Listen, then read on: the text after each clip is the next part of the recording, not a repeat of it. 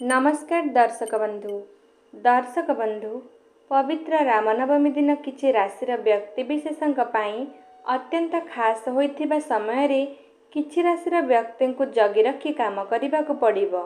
मेष ठारू मीन पर्यंत समस्त राशि व्यक्तिविशेषଙ୍କ ପାଇଁ केमिति कटिबो एप्रिल 17 तारीख बुधवार दिन आसंतो जानिबा।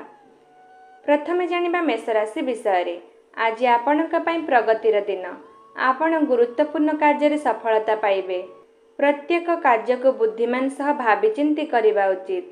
सामाजिक कार्यकलाप रे अधिक मात्रा रे अंशग्रहण करि पारंती।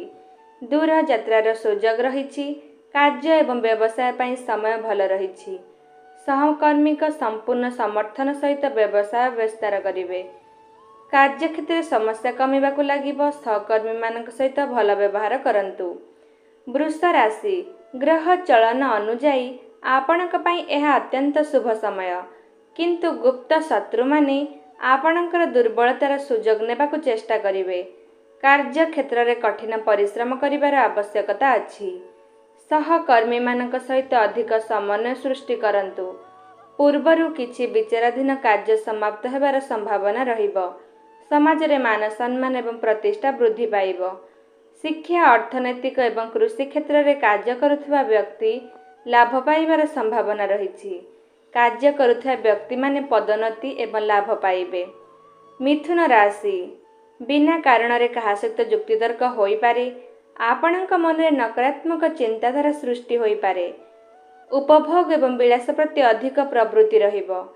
चाकरी रे परिवर्तन हेबार संभावना रही। स्थानांतर कारणरू आपणकु हुए तो अधिक दूर जीवाकु पड़ी पारे। शिल्प रे सहकर्मी आचरण पई आपण चिंतित होई पारंती। शिल्प रे अग्रगति बाधा प्राप्त होई पारे।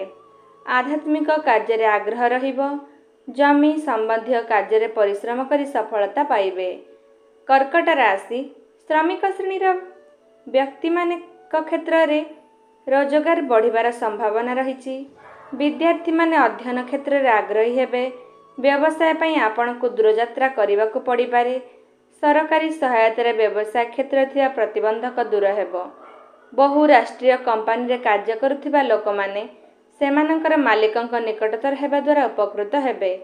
नूतन कार्य किंबा व्यवसाय आरंभ करि परिबे। निर्माण कार्य निज बजेट अपेक्षा अधिक अर्थ खर्चांत हेबार संभावना रही। सिंह राशि चाकरी क्षेत्र में पदोन्नति सहित गुरुत्वपूर्ण दायित्व आपण को मिल पारे। व्यवसाय रे नुआ सहयोगी माने आपण को लाभ देवे।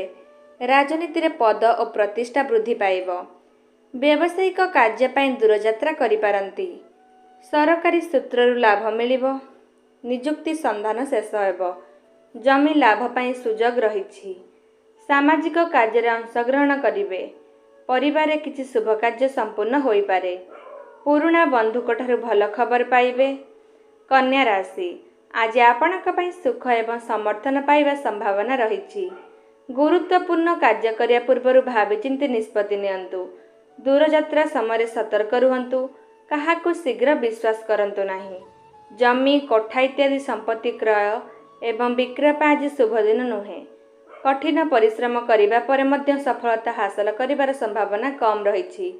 पितामातांक ठारू सहयोग कम मिलिबो। तुला राशि कौनसी नुआ कार्य करने निष्पत्ति नियंतु नाही। पूर्वरु थिबा विचाराधीन कार्य समाप्त हेबार संभावना रही।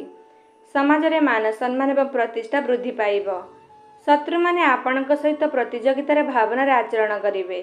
धैर्यर सह कार्य करंतु। अनावश्यक वितर्क तथा जुक्तितर्करु निवृत्त रुहंतु। अत्यधिक लोभ सहित जड़ित परिस्थिति दूरे रुहंतु। गुरुत्वपूर्ण कार्य पई दूरयात्रा करने को पड़ी पारे। कार्य विलंब किंबा विफल हेबार संभावना रही। सकारात्मक हेबा उचित एवं पूर्ण शक्ति सहित चेष्टा करबा उचित। बिछा राशि आज संघर्ष रे परिपूर्ण दिनटी हेबो। करा जातबा कार्य रे बाधा उपजिबो। काहा द्वारा भ्रांत हुअंतु नहीं। तुमर ज्ञान सहित कार्य कर। सामाजिक कार्य रे कम आग्रह रहिबो। दीर्घ समय धरि काम बंद हेबार संभावना रहिबो। तुमर अलस्व अभ्यास को नियंत्रण कर। जीविका क्षेत्र में नियोजित लोकंकु सेमानक सहकर्मी सह अधिक समन्वय सृष्टि करने को पड़िबो। थय धर तुमर क्रोध को नियंत्रण कर।